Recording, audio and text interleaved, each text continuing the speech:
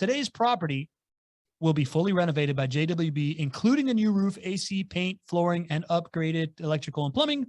Will generate $1,775 per month in rent and is ready for immediate purchase. No waiting list or construction details.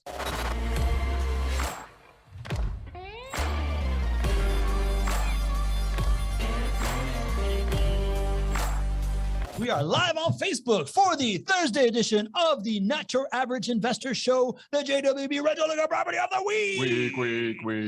I am your host, Pablo Gonzalez. With me, as always, the man that I call GC because he's got the genius concepts, because he generates cash flows, because he's a great co-host, and because his name is Gregg Cohen. Say hello, Greg. Hello, everybody. Great to be with you.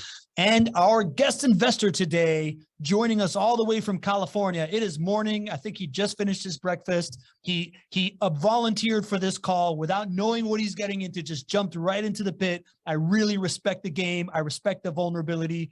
Uday Padmanabhuni, welcome to the show, my friend. Thank you. All right, Uday. You know, I know that you are not super familiar with this show, but we got a couple of traditions. Number one, we like to tell the folks, our community that's joining us, we're happy to have you here. If you want to find out about owning rental properties in your portfolio, if you want to find out about best in-class property management for rental property investors, or if you want to get an edge on the Jacksonville market, you're in the right place. Next place to go for a personalized conversation is chatwithjwb.com. And second is a tradition that we like to call the roll call. You ready for the roll call today? Yes.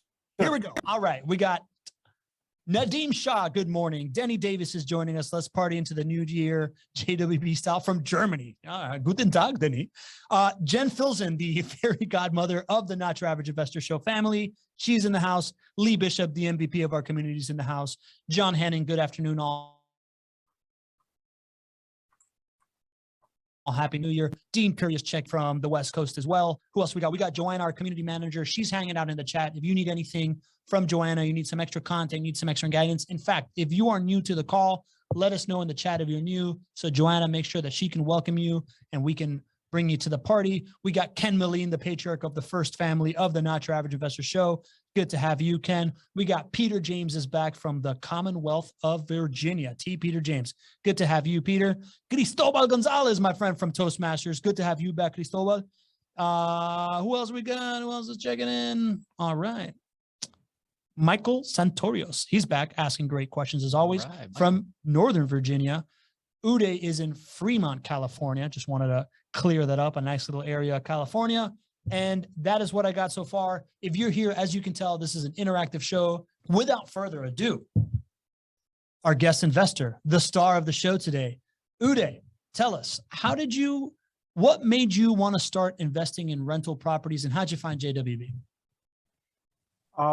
This is a long story because my first property I invested was in 2015 with JWB. Before that, I invested in stock market, a lot of research on rental properties. As you covered, I'm in California. California, you cannot get positive cash flow. It's always negative cash flow properties. So I was looking at all around the country, did a lot of research, talked to a lot of companies, and made my research on bigger pockets like real estate websites and all. Then I saw some few positive feedbacks on JWB. Then at that point, I checked few companies. I talked to you guys as well as other companies. And then I physically visited there to Jacksonville, saw the property. At that time, it's all news. We had to take some risk at some point without knowing this is my first property. So I took a chance at that time. And a first property in 2015, I waited 2 years to see how is managing. The biggest property out of state investors is property management. You need to be taken care, proactively managed instead of leaving it on your own. It's not reactive, proactively managed. I don't need to worry about it. Once I saw first 2 years how you're working, I invested in my second property in 2017. The good part is you are transparent in upfront. What is a return, a cash on cash return, and all other things. What is a return on loan with loan. And once I invest in property and hand over property, I don't need to worry about it. There is any problem, you guys call me. Every month you call me, almost, of course, I don't pick up every month, but if there's a problem, I know immediately. I don't need to. If a property goes into vacant, you proactively try to rent it out. I like all the process, offhand approach. That is what I like it. This is after a fact. Before a purchase, it's all about being in California. I like I said, negative cash flow, right? When I'm looking at out of state also, I'm not looking for only rental. I want a balance that with positive cash flow, some positive cash flow and some appreciation, balancing one. It's not only one versus other. And from that perspective, the only thing I did not want is negative cash flow. Even if it's zero, it's fine as long as it's cash. So from that perspective, it fit my goal with JWB from the location. More than any location, the team is what makes me look at you and invest in you. You know, Uday might not be on the show every single week, but is there a greater synopsis of why we think this is a wonderful asset with the team that support it than what Uday just talked about right there? I mean, that was like a walking commercial for JWB right there. Yeah. You hit on the right market. I don't want to be on your commercial. We won't put down a commercial, but I'm just saying you get the value of this, right? It literally makes me so happy when get to work with folks that are investing for the right reasons. And, you know, we may not be a great fit for every investor out there and vice versa, but when we find one who thinks like we think and believes like we believe, when we have the opportunity to serve you, Uday, and those clients out there and build this relationship now we're going on over 6 years, it's just a wonderful, wonderful thing. Makes me wake up every day and love what I do. So thank you. Thank you. Yeah, Uday, that was great, right? Like you may not, again, for everybody that's joining us right now, Uday joined a little while ago. He's like, no, I'm not super familiar with the show. I like the opportunity to like have a relationship with you guys and be on a show and stuff. But you really echoed kind of like the main pillars of what Gregg has taught all of us over the last couple of years, which is this idea of you want to have some positive cash flow. You don't want to go negative so that you are mitigating your risk. But cash flow isn't everything.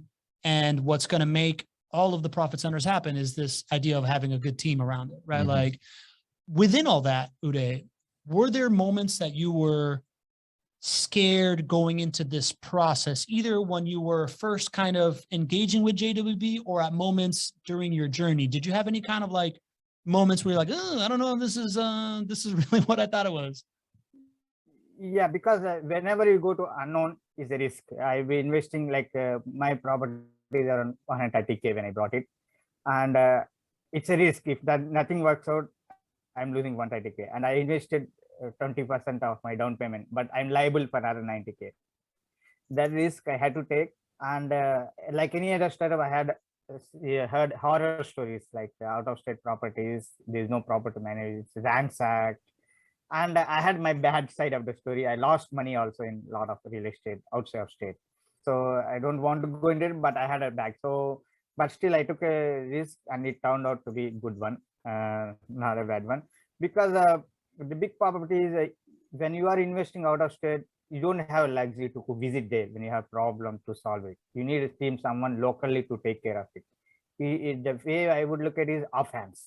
I don't want to be actively. I have my regular job. And this is, I don't want to replace. I want to add up to my job income, not to replace my income with managing proactively real estate. So that was a risk I had to take. I took it, but so far it's good. Wonderful, wonderful. Well, I mean, I don't know what else. I don't think you guys need me here anymore. I think Uday can run the show. He's basically running the show, Uday. He's got the mindset. He knows exactly why this thing works. So I'm excited. Cool, Uday. So now we're going to get into your whole journey and kind of like stepping stones along the way and lessons learned. But first, we're going to dive into a property. But before we dive into a property, we have a user-generated question from our Facebook group. Somebody who's with us today, Cristobal Gonzalez, put in the Facebook group. How did you buy 40 plus? Oh, actually, no, this was a past call that we're talking back to. Yeah, I think he was referencing a past call, and then he's a member of the Facebook group and asked the question in the Facebook group. We want to make sure we give it a spotlight there. And a phenomenal public speaker, if I might add. All right, so Cristobal says, how did you, he's asking Gregg, how did you buy 40 plus properties by 24 years old? Like how did you scale up from single digits during the recession? Were these bought under your personal name? Were these foreclosures, short sales, basic purchase, 20% down? Could you give us an in-depth look? Yes, I love that question, Cristobal. Thanks so much for asking that. You know, when I started, I really believed in the same things that I believe today, which is buying assets that pay for themselves and giving enough time for all 5 profit centers to build up and create a great return on investment. And so what I knew in order to do that, right, I was 23, 24 years old. It was my business partner, Alex, and I had my business partner, Adam Regal, at that time. It was the 3 of us literally starting. We didn't have money in the beginning. So in order for us to look at an asset, I knew that I was going to have to become very aware. I was going to have to become an expert in how to use debt effectively.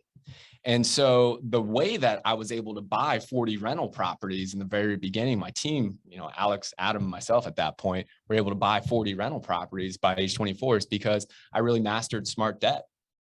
So that's just generally how we did it. Now, in order to master smart debt, it still has to be an asset that pays for itself every single month and then gives me enough time to benefit from all 5 profit centers.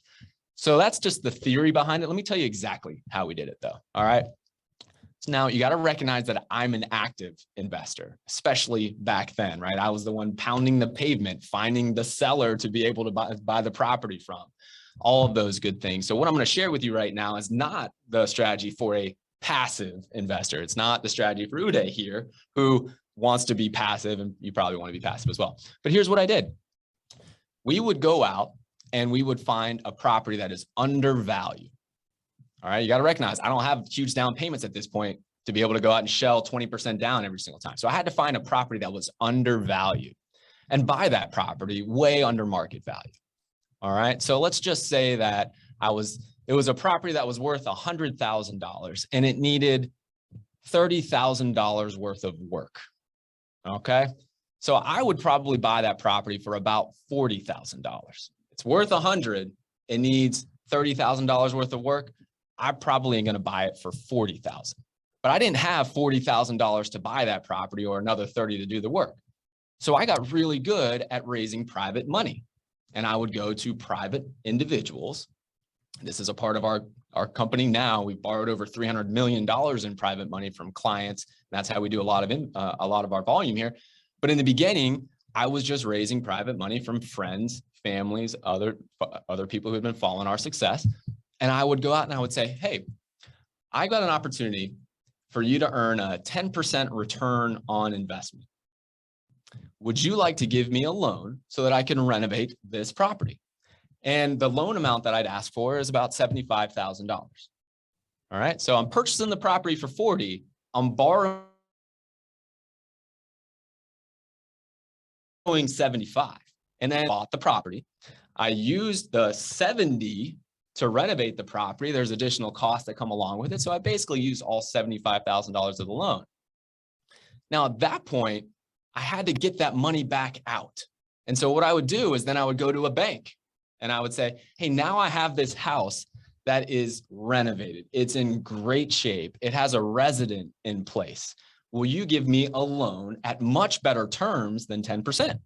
And the bank, of course, said yes, because that's the bank's business model. Banks have been lending on investment properties that are in great shape for a long time. And so they would lend to me at, call it 75% of the value of the loan, of the value of the home. Well, now the home is worth $100,000. And so the bank would give me 75, right? I would then repay the original lender who I had borrowed their $75,000 to get that back to them. And then I would have an asset. And guess what? That property cash flowed, right? So I now have a bank loan at really great rates, long-term financing in place for 30 years. You guys know how I'm a big advocate of smart debt. It would produce $100 a month in cash flow, $200 a month in cash flow.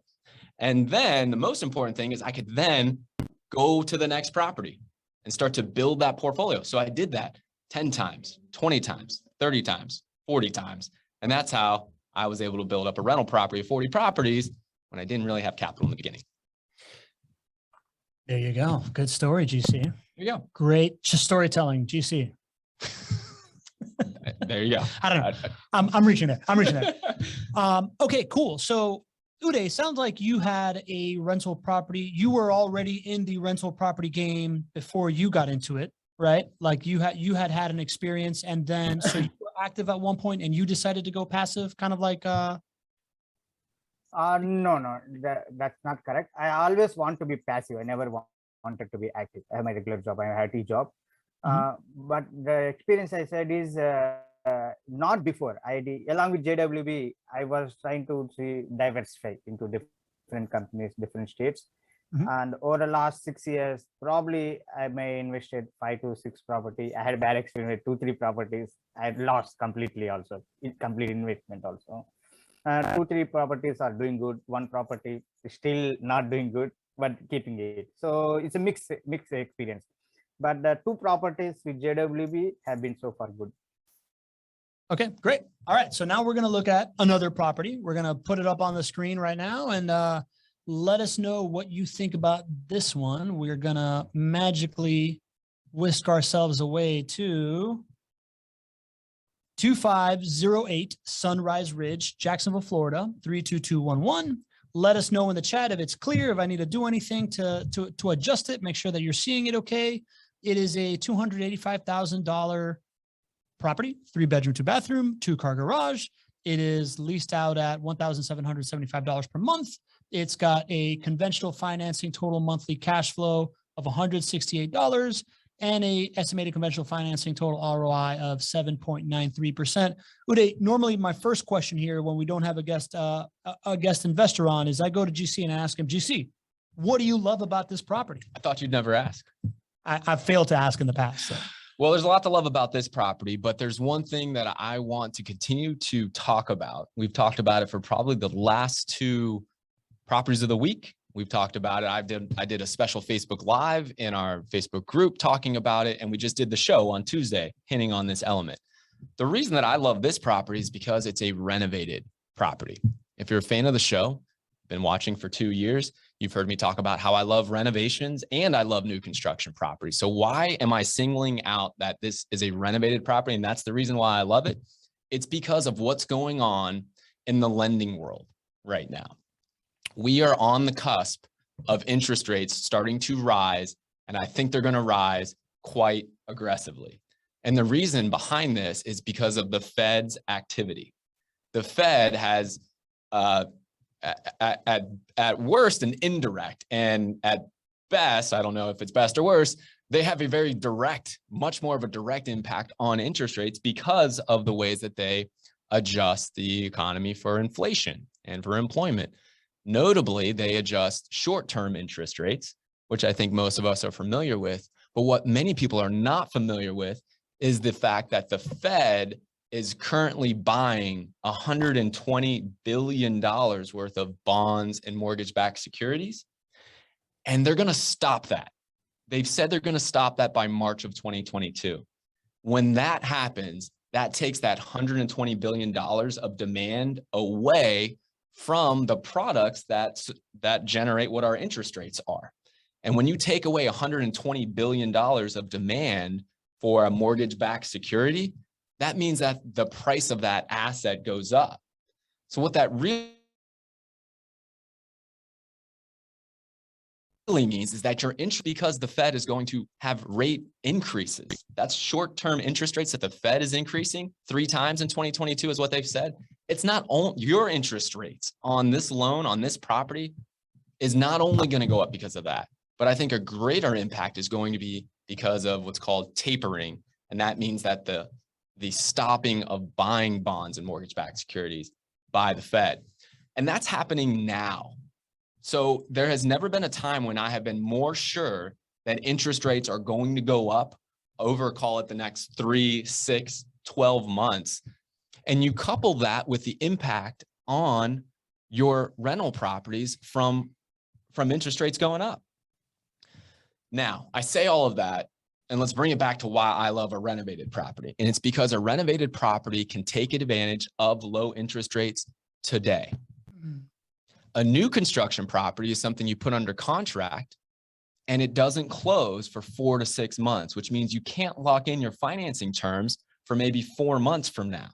In 4 months from now, rates are going to be higher in my estimation. So if there's ever a time that I'm going to single out renovated homes as a superior alternative, it's right now, because the writing is so clear that it's on the wall that interest rates are going up. And one thing I want to do, I don't know if it's the right time now in the property of the week, but what I want to show you is the impact of your rates, your interest rates going up 1%, and what that does to your return on investment. You let me know if it's the right time now or later. I think we'll mess with it in a second. I would love to hear from Uday. Uday, when we put this property up on the screen, right, we see this nice kind of like snapshot of this asset. Where does your mind go first? Yeah, like you focused on it, the three numbers, right? Cash on cash returns, conventional returns, and non-recourse returns. Okay.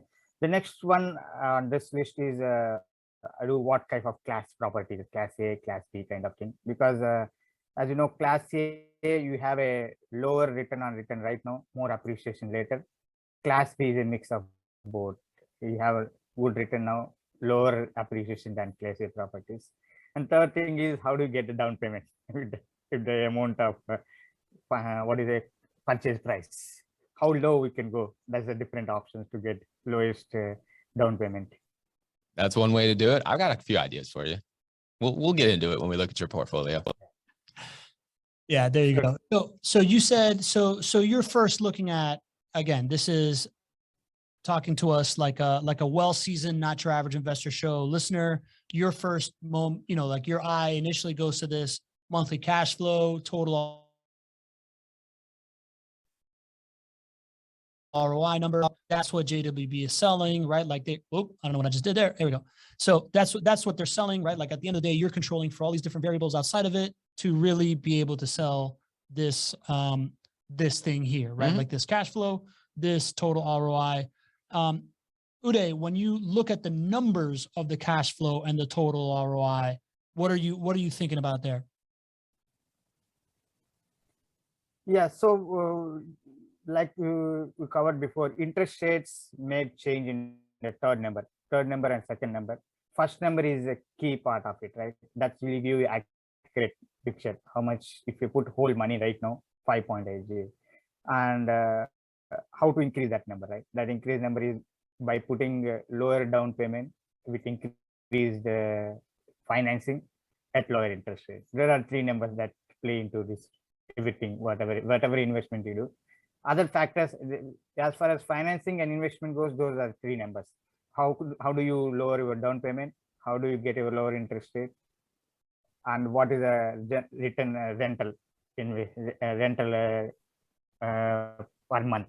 Those are the three factors. Those are the main numbers I look at it. Obviously, other factors you need to come into like class A, class B, like I was covering. So that's pretty much it. Okay. Yeah, that makes sense. Do you see anything to that? Like as far as the rent and stuff like that, anything he should be also considering or you want to add to that? Well, he really has a great understanding of how to make a decision. He mentioned that, he looks at what the cash purchase return on investment is, because that takes financing off the table. It's a great apples to apples comparison of how this investment compares to your other alternatives. And the reason that seasoned investors do that is because financing can absolutely change your return on investment, right? Like we have the ability to get incredible interest rates right now, but just like I was just talking about, all of us are not going to have that same ability, in my opinion, 1 year from now, right? Interest rates are going to be higher in 1 year. And so you're going to see that as financing changes, your overall return on investment changes. So I really like that point. That's not one that we've really brought up on the show today. So I appreciate you bringing that up. Another way of looking at it, cash purchase return on investment is a cap rate. So it's a cap rate is a term that we talk a lot about in the investment world. Cap rate means what's your return on investment and when you take out the financing component of it. And so you do that to make sure that your return on investment is strong and not just because you have great financing terms. And then once you know that you have a great return on investment, a cap rate that's strong, like a 5% cap rate, and then you apply some really great financing terms to it, that's how you can really supercharge your returns on investment. So I think that's a really great point. Man, I'm so happy we got here because I hear 5 cap and 4 cap and 6 cap and I have no idea what it means. Is a 5 cap a 5% cap rate? Yeah. That is your return on Yeah. investment without financing? Yes. You just nailed it. Oh God, I'm so happy to have learned that 2 years in. It's pretty intimidating, right? When you hear people like talk 5 about caps, 5 6 caps and 4 caps and 6 caps, Yeah. and, you know, Yeah. they're talking about a 5% return on investment without financing in place. Got it. Cool. Do we want to show this power of what's going to happen when the interest rate goes up? Yeah, let's do that. Let's Right. go up all the way to the top there at the financing assumptions box there. Boom, boom, boom, boom. Love Okay. it. And for those playing around at home, right, this is for you. If you're listening to us in the future in the podcast or you're watching on YouTube, go to jwbinventory.com. You can download this sheet based on the address that's in the description, 2508 Sunrise Ridge. And you can do this too. We're going into the analysis for conventional financing sheet. It's completely interactive. And now we're going to fiddle with the interest rate. I love it. Let's fiddle. So, everything that you're seeing here for this, what is it, 7.93% estimated return on investment is a conventionally financed assumption, right? If you're using conventional financing, that's what we expect this property to do for you. And that conventionally financed assumption is built off of what do we estimate your down payment to be? What do we estimate your interest rate to be? What do we estimate your term of your mortgage to be? Well, those can change and those can have significant effects on your return on investment. So here's the thing, when interest rates change, you know, I looked it up and historically they change about 0.25%. That's kind of been the average, rate of change. And doesn't mean that it has to be that way. When the Fed makes a change and then that trickles down to long-term interest rates, interest rates could go up 1/8 of a point, could go up 0.5 point or more. So let's just assume that we're going to see 0.25 point increases. You've got the Fed pulling back on them buying mortgage-backed securities, which is increasing pressure on interest rates going up. You also have the Fed raising short-term interest rates, which is increasing the pressure on rates going up. And the Fed has said that they're going to increase short-term rates 3 times in 2022. And if the net effect of that is a 0.25 point increase for me and you on our rental properties, let's just assume that you get your interest rate is a full point higher 1 year from now. Okay. All right. That was a long way of saying change that 4% interest rate to 5%. Got it. Should we also have this going on right here? So now we're seeing this is the 4% interest rate here. We see the total ROI of 7.93%. If I go from 4 to 50, I'm just kidding. If we go from 4 to 5, boom, we just went to 5.2%. That same property, that same market, that same team, that same management team. And now you just lost 2.5 percentage points of return on investment just because interest rates went up 1 point over the next year. It's a big deal. All right. I mean, that's 2/3 as good of an investment as it was the year prior when your interest rates were 4%. Yep. Right. Like there's a lot that could be done to increase your return on investment or decrease it by 1/3. And we're just simply doing that because that's where the market is going as far as interest rates, right? It may go up more than that. What if it goes up 1.5 points?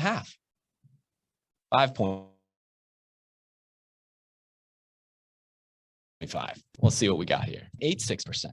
Not nearly as appetizing, right? Yeah. So when cash flow just went negative. There you go.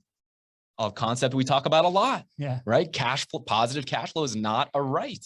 Yeah. Right. So when you hear me getting passionate about why this is the best time to be investing in rental properties, in my opinion, it's because this is me showing you right here. This is what's going to happen in my estimation.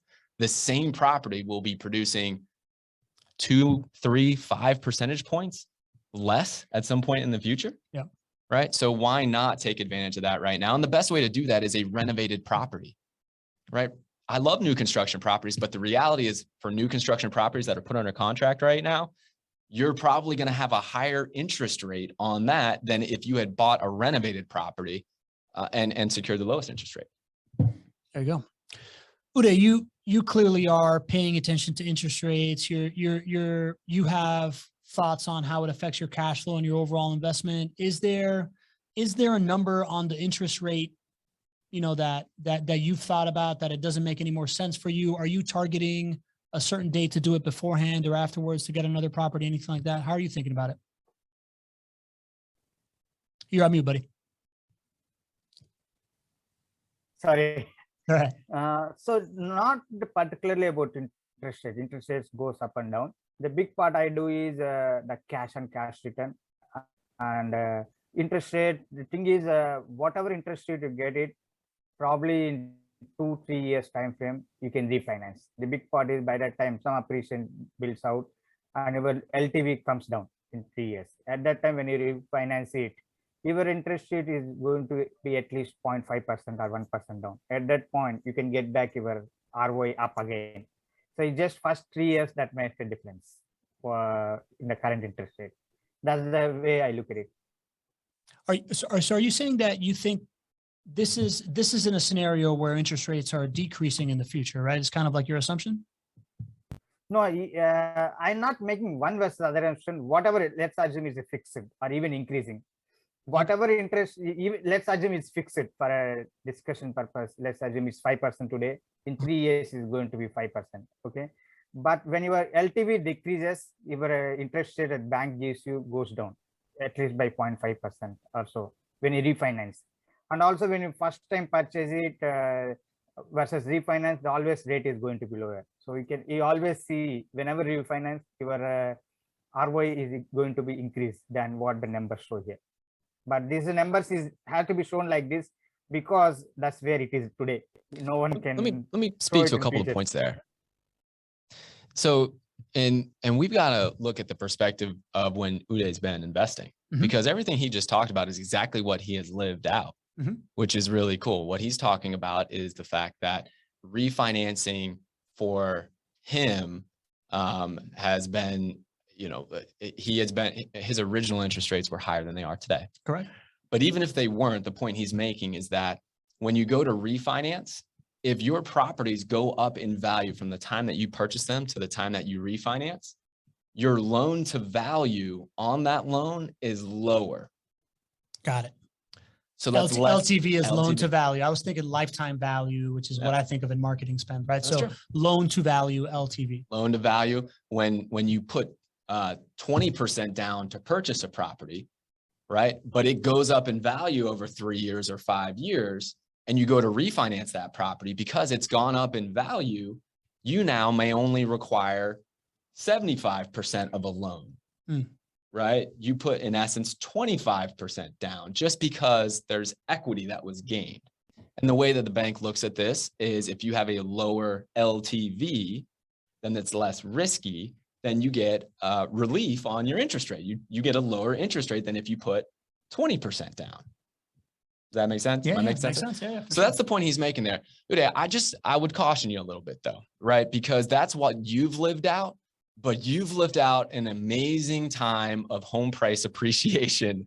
And it's not always that way, right? It's not always that way over a 6-year span, right? So something else to take into account is when you were investing and your interest rates were what they were, and we'll get to take a look at them here, you know, the effective interest rates of what the discount rate for the Fed was not effectively zero at that point, right? We're in an environment right now where the effective interest rate of the Fed is effectively zero. So the chances of those interest rates going down in 3 years or 5 years from what they are today is a lot lower than what you experienced when you started to invest over 6 years ago, right? So I would just caution you there. You're right for what you have lived out, and it's worked out very well. However, it might not be that same effect over the next 6 years for you. You know what I mean? Yes, of course, understood. All right, let's go to we got 7 questions from the audience. Let's see if we knock these out, and then we're going to go into Uday's overall journey because we got some cool stuff to share. Those examples to give, right? So first question by Nadeem. Love Nadeem, always contributing. He's got the typical question. Is this house available for purchase right now? I know the answer to this question. This is the question out of all the questions I get asked that stumps me more than anything. That's right. The answer is yes. I just checked and this property is available. And so if you are interested in this property, is this Nadeem who asked the question? Nadeem asked the question. Nadeem, give your portfolio manager at JWB a call. And we can get you set up, hopefully to add this one to your portfolio. And if you want to beat Nadeem there, go to chatwithjwb.com and set up an appointment and make that happen, right? But absolutely. this isn't most of the time. Backstory, Uday, right? Like we prepare for this show, like we have these mapped out like a month ahead. So often in this time where these things are selling like hotcakes, we get to the show and it's already been sold. This is actually a rarity. There you go. So we might have to NFT this episode because it happened. You not only did you know the answer, but it's also available. Amazing. All right. Cool. So Ken Moline has got a very interesting question. Anthony Dida says he wants it, by the way. Nice. Ken Moline's got a question. Does JWB have general information or a brochure we can get to share with friends and possible attendees of our February 3rd meetup? So goodness, Ken, this is amazing. Great question, Ken. We are going to put something together for you, but I also want to say we are having Ken is going to be hosting a meetup of the Not Your Average Investor Show community February 3rd in his home in Northern California. I think it's close to you. Where is it that Ken lives? It's like Santa something or another, California. Not 100% sure. I can't remember. Let's put it in the chat. Put it in the chat. Put it in the chat. But I think it's close to you, Uday, in Fremont. And I've seen people in the chat talking about how they're somewhere close by. Los Altos, California. Us Floridans have no idea what that is. But if you are tuning in right now, Jen fills in. She is quarterbacking the whole meetup efforts. That's why we call her the fairy godmother of the community.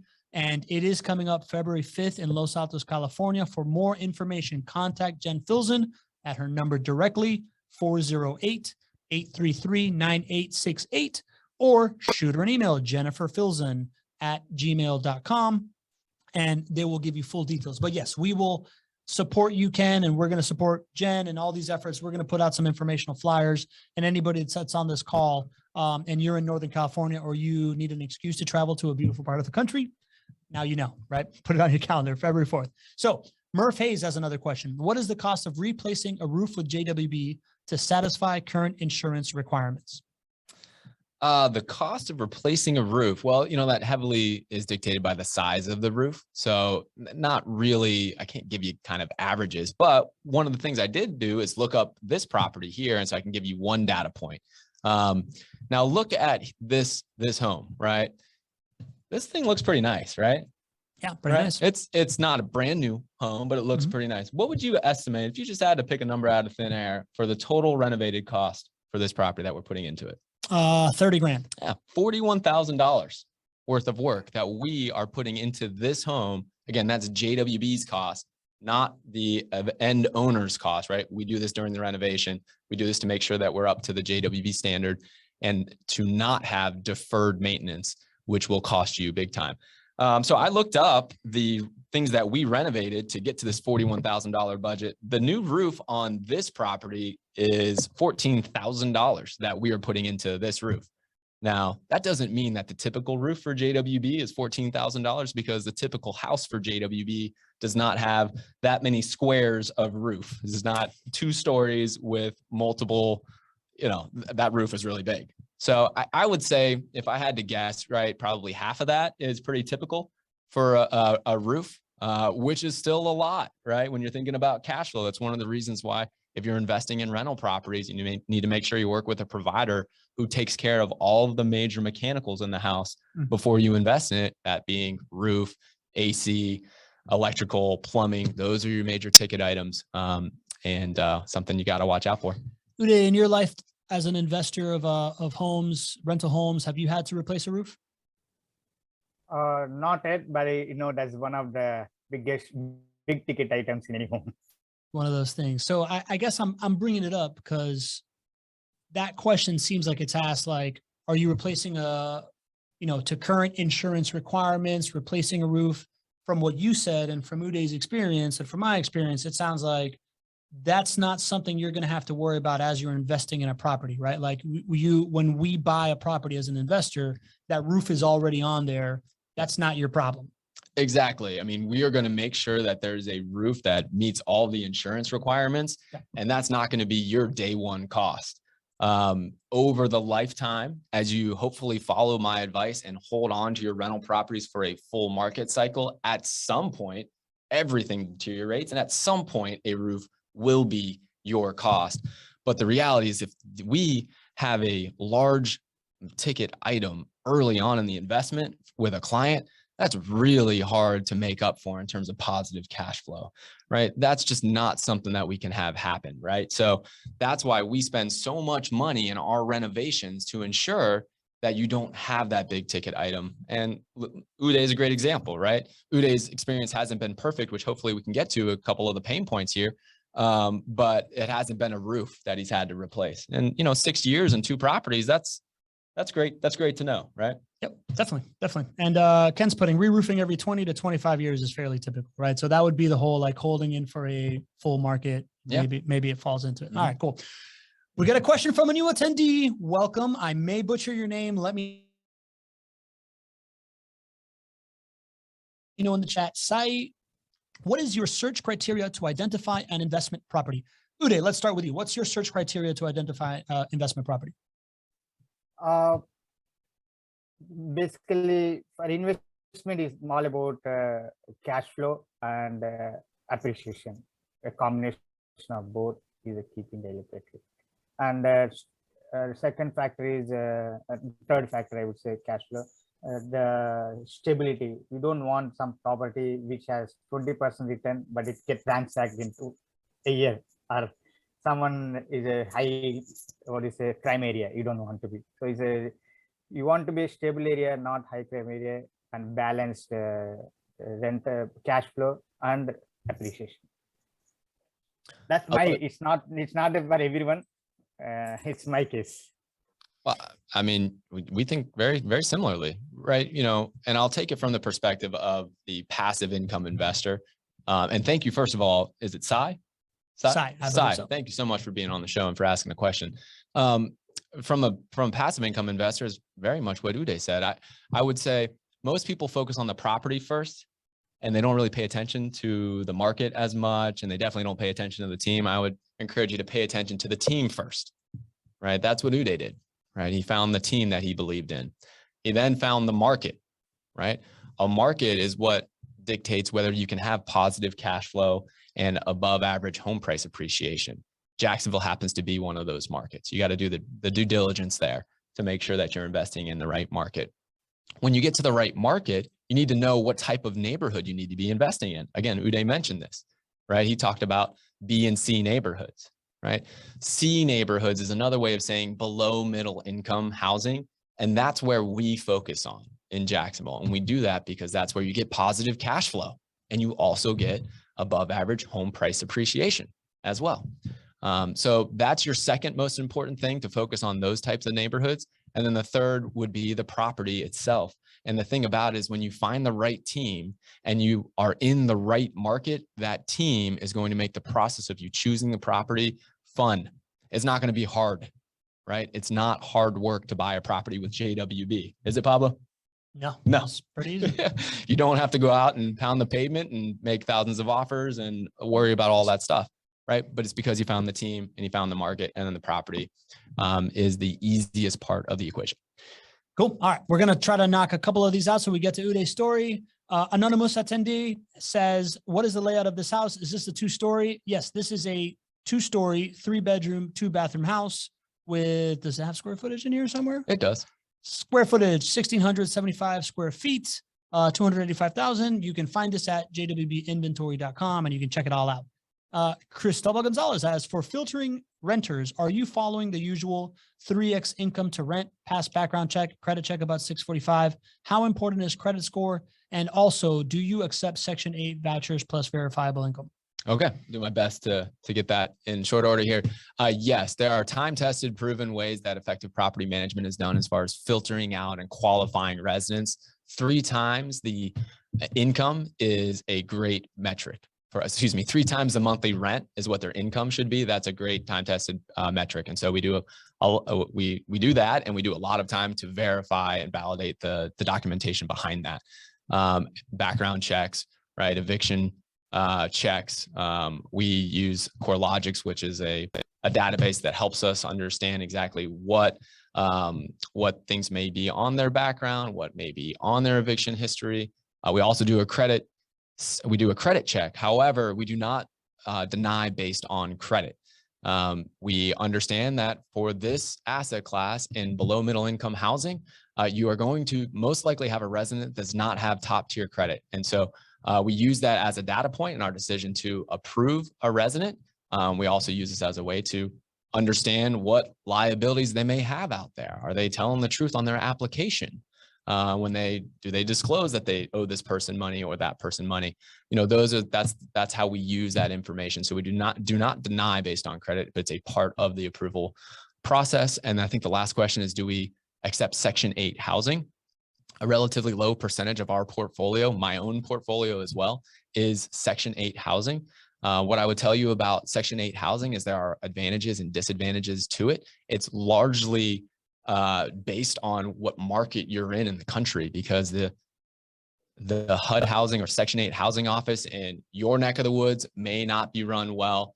In Jacksonville, we are pretty happy with the Section 8 housing office, meaning that they make it relatively easy to be an investor, and they have high accountability for the residents who do get free or reduced rent, or they get their rent supplemented. So there's a high degree of accountability. We've had success with those residents. There's pluses and minuses to Section 8 housing though. And so if you have specific questions, I would encourage you to reach out to my team and we can go through the pluses and minuses. There's about, I think it's about 9% of our overall portfolio is Section 8. And there's a very specific reason when we advise a client to go down the Section 8 route. And there's a lot of reasons that we won't accept a Section 8 resident for a client. Well, there you go. Those were the questions. Awesome. Thank you, community, for the great questions you always bring. Now let's talk more about Uday and his investing journey. Let's bring up this first snapshot that is his KPIs. Uday, I think you're how often, first of all, Uday, how often do you go to your dashboard and like look at this stuff? Probably once a year during tax filing time. Once a year during tax filing time. The rest of the time, you're either getting a phone call from your portfolio manager or avoiding the phone call. You kind of said you don't always take every call. Yeah, that's true. There you go. And that's perfectly fine. By the way, that made me feel a lot better about myself, Uday. Thank you. Because I'm like, oh my God, this call. But anyways, I know it's getting taken care of. GC, you want to walk us through this? Yeah. So for any new investors out there who may not be JWB clients yet, what you're seeing here is our client buying plan that we sit down with every client and build out. We do this actually before you start to invest in properties with us. We think it's that important. And so for Uday, what we have done is mapped out the reason why he's investing, right? For him, retirement. This is going to replace other active income that he has. We then take that and we understand out of his overall goal and over his overall portfolio, how much of his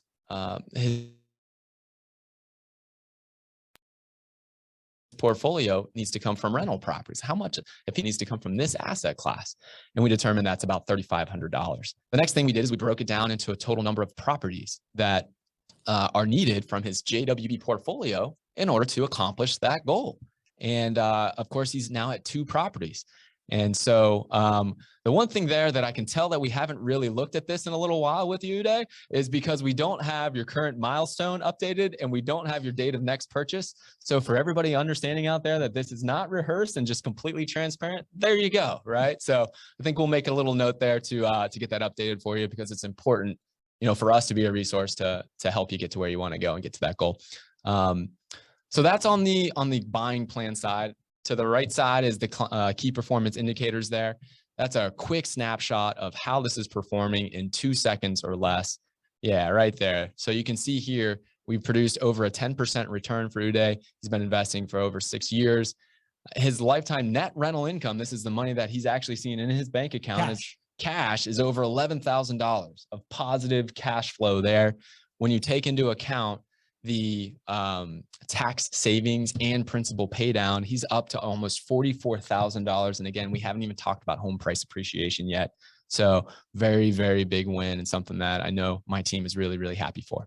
Uday, before I share this, the next screen talking about your investment summary, do you remember kind of setting this goal? Do you remember why you had said 5 properties and 3,500? How does this all fit into your lifestyle? The way I took was I was trying to get $500 cash flow from each property. So probably around 3,500, 4,000 is what I said in 10 years goal, but I'm not there yet because by this time I should have 3 or 4 properties. I'm there only 2 properties with a lot of some other property not working well. So I'm at 2. Probably I'll reach out to 5 probably in 2 years. That's a goal. I set it out, but I'm not there yet. We can update that a little bit, I think. Yeah, I think we can. So, and then these are your 2 properties that you're talking about where you're at right now, right? One bought in 2015, one bought in 2017. The thing that jumps out the page at me is this number here, this like 8.13 loan interest rate. I imagine there's a story behind that one. You or me, Uday? Yeah, sure. When I was about to buy this property, I had a foreclosure before buying this property, so that I was not getting the traditional financing because my foreclosure was not 5 years as I said before. So I had to go with what is a non-recourse loan, and for a down payment, I need to use my 401k loan. So that's why I went with 8% interest rate. Even with 8% interest rate, the numbers at that point was still not negative cash flow. It's 0 net cash flow. But I'm pretty sure in few years that interest rate is going to go down to 5%. So I made a bet on that one and went ahead with the property at that time. Just to clarify one thing, Uday, what you actually used for your loan product wasn't non-recourse. It was non-conventional. Oh, okay, got it. Non-conventional, right? Non-recourse, the terms would have actually been a lot higher than that. It would have been even a little bit higher there. So, but yes, that was a decision, right? There might be folks out there that for whatever reason, especially this is prevalent when you're you're self-employed or a new business owner, it's hard to get conventional financing. And so you might need to use alternative loan products. And so we can help you with that. But what we sit down and we say, okay, does it make sense for you to take out an interest rate of 8%, right? How does that affect the overall goal for yourself? How does that affect how 5 profit centers are going to work? Is it still positive cash flow? Is it still a good thing for you? We went through that analysis with Uday. I remember being on the phone with Uday and talking about that. And we said, okay, this makes sense because it's still positive cash flow at that time. And Uday was a very big proponent of positive cash flow and growth. And we looked at the growth opportunity in Jacksonville, knowing he was going to be holding for a long time. And that's why it made sense. There you go. All right. So Uday, anything to add to that as we're going into kind of like the individual kind of like lifestyle of that? Do you remember like, were you in sticker shock at the interest rate, or was that something that you were kind of prepared for? Or were you like delighted that you can actually get a loan even though you had a foreclosure? No, I was sticker shock with interest rate, but I don't have other choice at that point. Either I don't make investment or go with the 8% interest rate. I need to take one hard decision. I took the risk of going with high interest rate.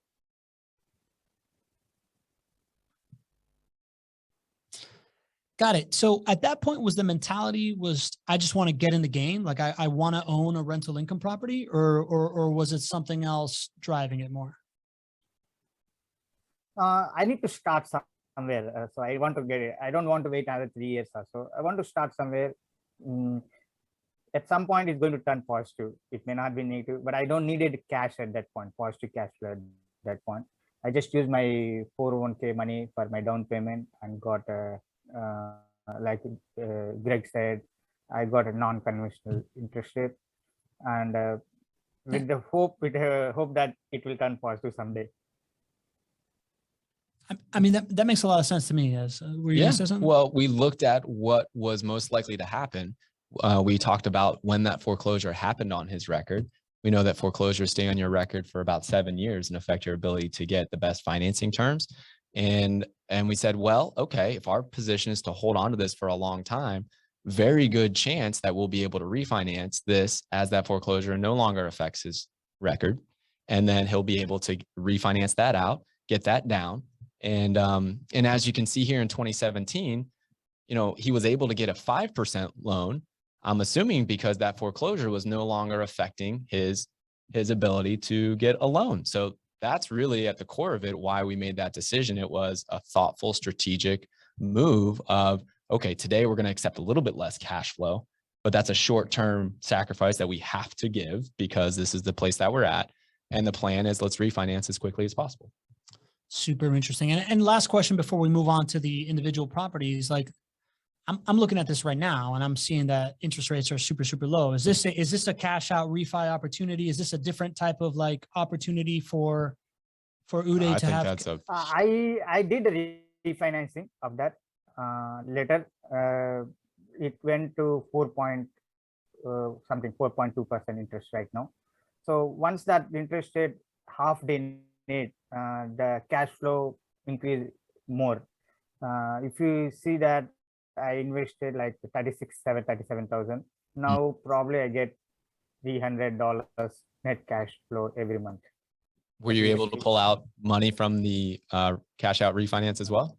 No? No, I did not do cash out. I did a straight refinance, but because I did a straight refinance, my positive cash flow is higher. It means cash flow is higher, like $300 at least for 36, which is like 3,600 or something like that, which is like 10% on the down payment I invested in 5 years ago. So I'm curious because I heard you earlier say that you were looking forward to acquiring more properties, but hadn't really figured out the capital part of it. What was your mentality for not taking cash out and borrowing it at 4% or 5%? That's one thing I had to do because see what the problem I face is when I go for positive cash flow, most of the banks give cash out on a primary residence, and rental properties I saw very few lenders giving that. And also even when they cash out, they do at lower, like 70% LTV kind of thing, and not a lot. With 70% LTV, I can pull out cash out maybe 10-15K, not sufficient capital to put as a down payment for another property. So I was trying to pull in the money, accumulate before I go to next property. Well, I think we can help you. I think we can help you with that. What you're referencing is very normal for the normal world out there in terms of not being able to count rental income other than your primary, not being able to achieve 75% for your cash out refinance. We got you covered today. We could put a whole plan together for you to really help you continue to have positive cash flow, but also increase that portfolio. And again, lock in interest rates right now that are going to be even lower than that 5% loan than you have, in 4%, maybe even lower. So we can definitely help you out there. Yeah, I'll think of it to Gregg offline. I need to rethink. I haven't spent time on it recently. Now that I got back in touch, I'll spend some time to see what the next plan of action. I love it. Sounds like a good opportunity. Uday, as we pull up kind of the individual performance, that where my head goes is this, what I just highlighted here. 2018 didn't look like a lot of fun. You want to tell us kind of what happened there? I think the property was turned out, means renters changed. And at that point, I need to do some repair, and also it was vacant for 1.5 2 months time frame. So that was a negative cash flow. So which was okay. It's average. So we cannot expect every year same thing. Some years it's down, some years it's up. But if I look at from 2015 to 2021, out of 7 years, 6 years were positive, 1 year was negative, which is fine.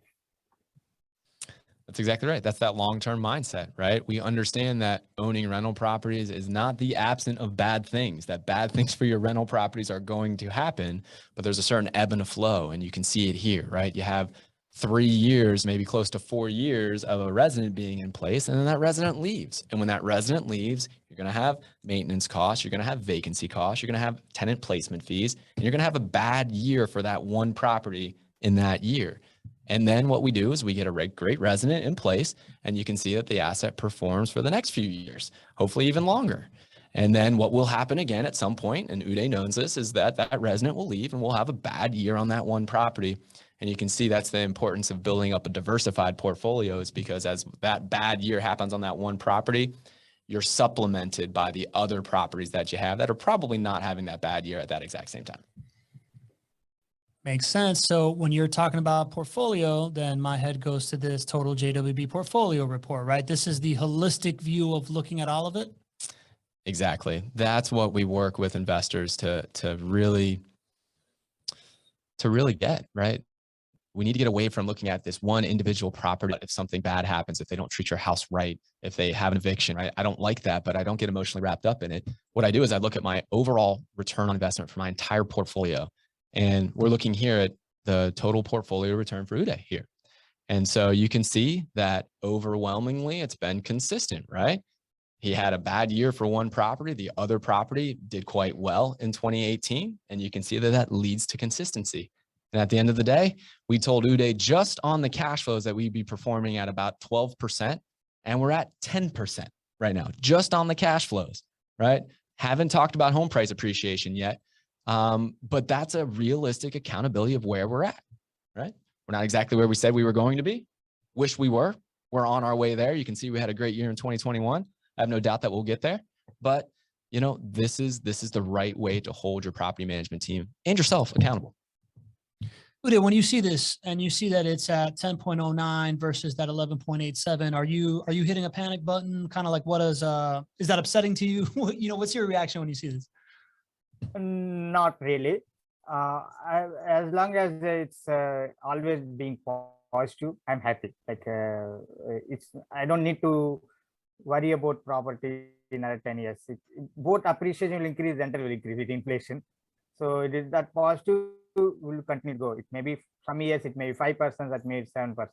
I never need to put another dollar into the property again. I keep getting money from the properties going forward.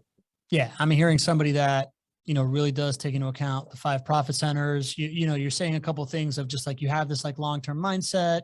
You are taking into account the idea that you're not putting money out of your pocket back into that property anymore. So as long as you're sitting on it and it keeps producing for itself, you have this overall view that it's going to lead to prosperity for you in cash flow and another couple of other things.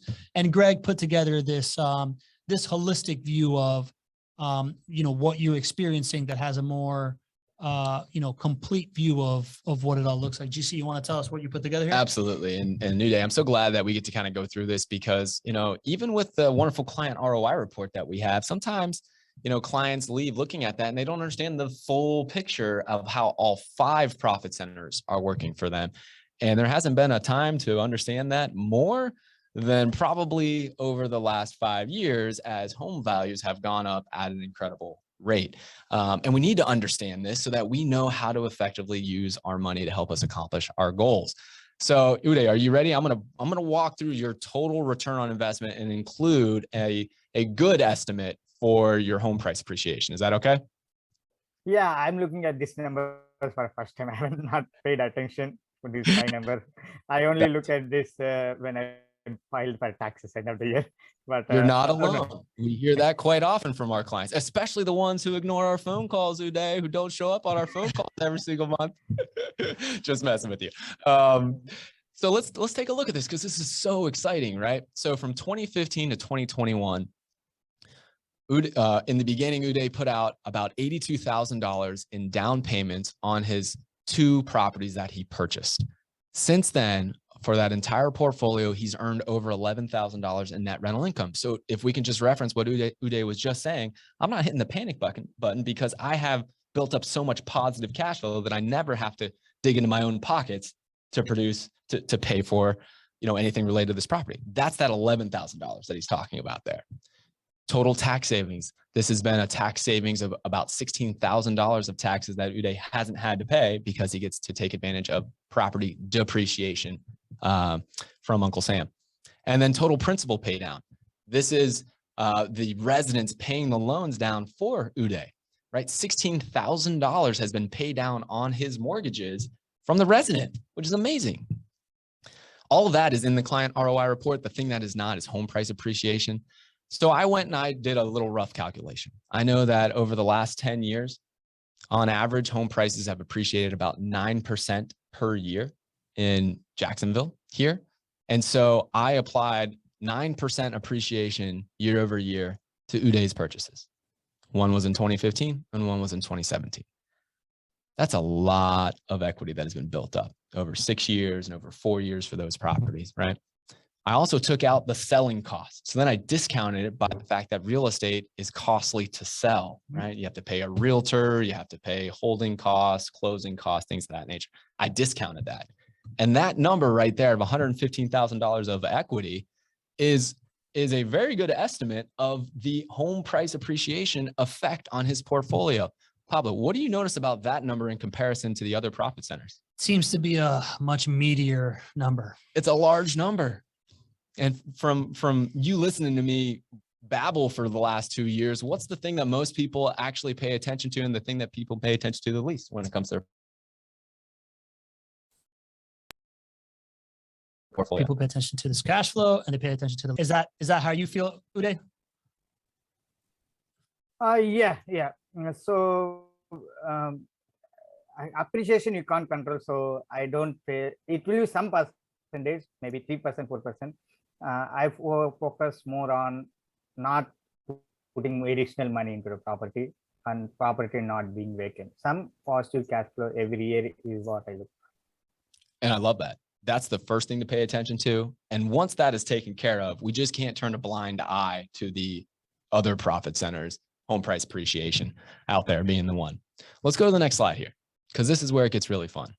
Uday, what I did is I took all of your return on investment, including home price appreciation, because if you did really want to access that capital, you can.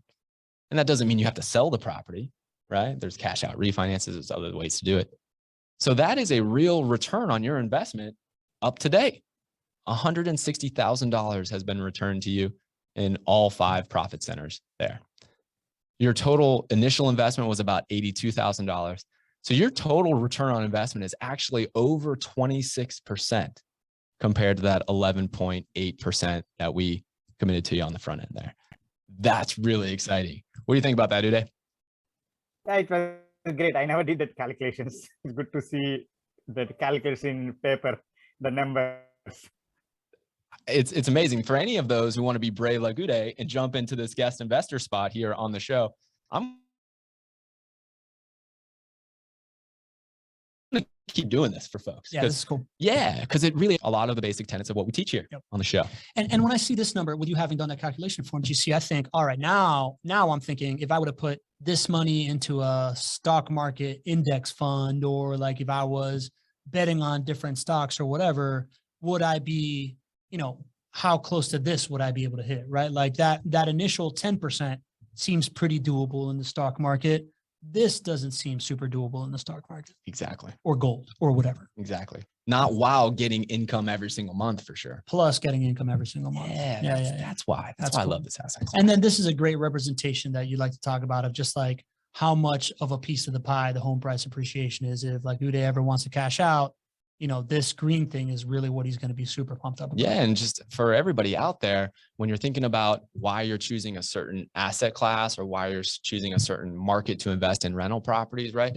Look at all of the profit centers that asset class gives you, and then look at what percentage of your returns is coming from each of those buckets, those profit centers.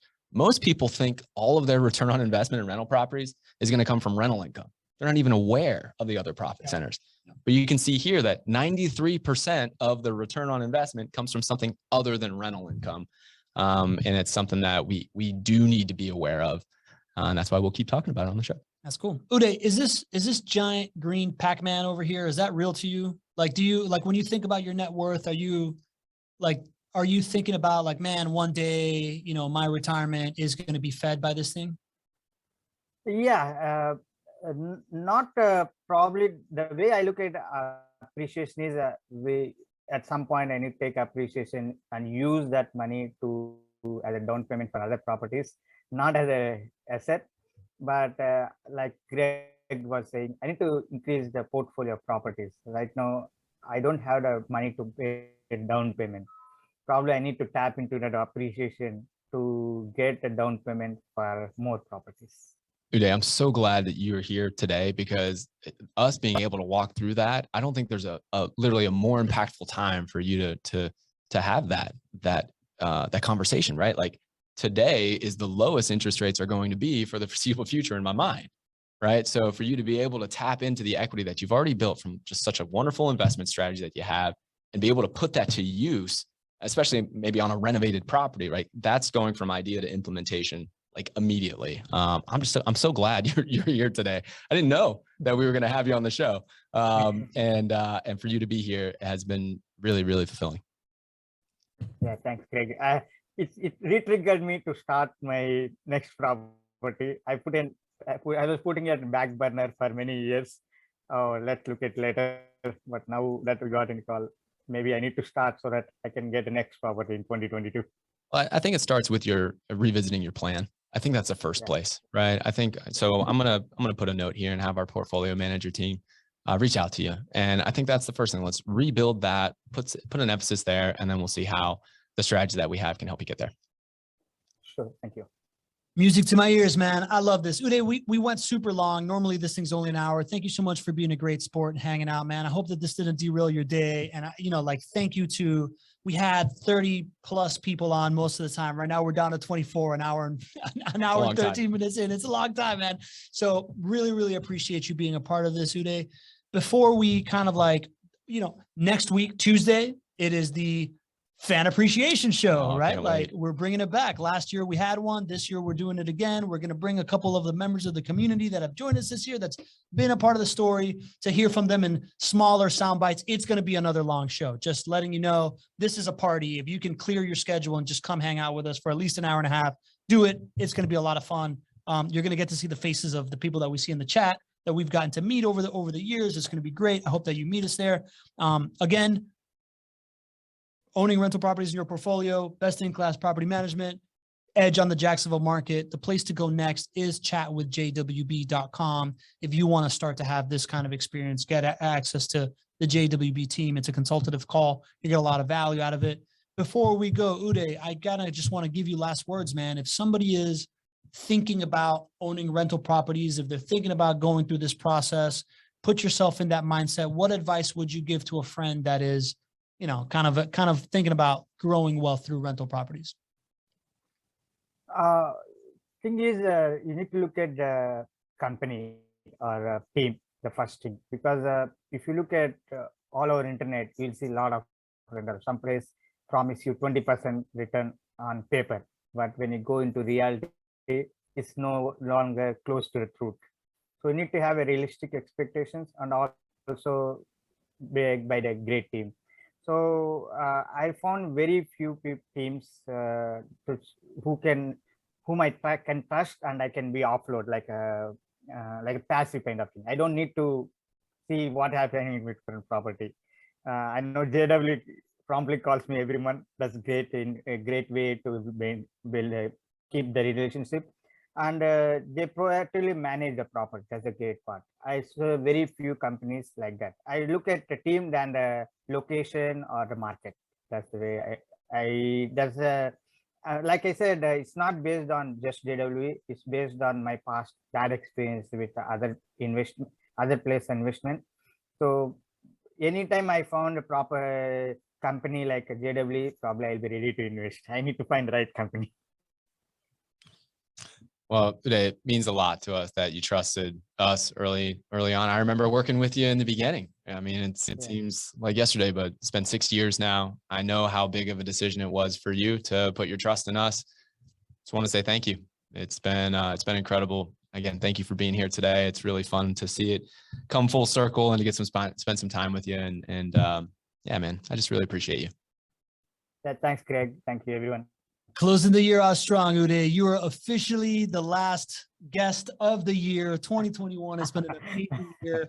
Thank you to the Natural Average Investor Show family, our community that's been with us here week after week. If you're listening in the podcast, if you're listening in YouTube, what are you doing? Come join the show. Go to nyais.com. Hang out with us in the chat. Fan appreciation on Tuesday is going to be super, super fun.